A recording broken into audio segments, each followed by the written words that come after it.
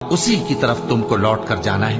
क्या मैं उसको छोड़कर औरों को माबूद बनाऊं कि अगर रहमान मुझे नुकसान पहुंचाना चाहे तो उनकी सिफारिश मुझे कुछ भी फायदा न दे सके और न वो मुझे छुड़ा ही सके। तब तो मैं खुली गुमराही में पड़ गया।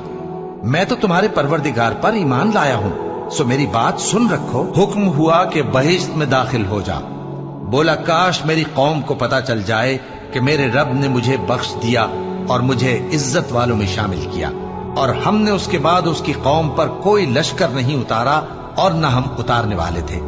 वो तो सिर्फ एक चिंगाड़ थी, सो वो उससे नागहां बुझ कर रह गए। बंदों पर अफसोस कि उनके पास जब कोई पैगंबर आता तो वो उससे तमस्खुर जरूर करते।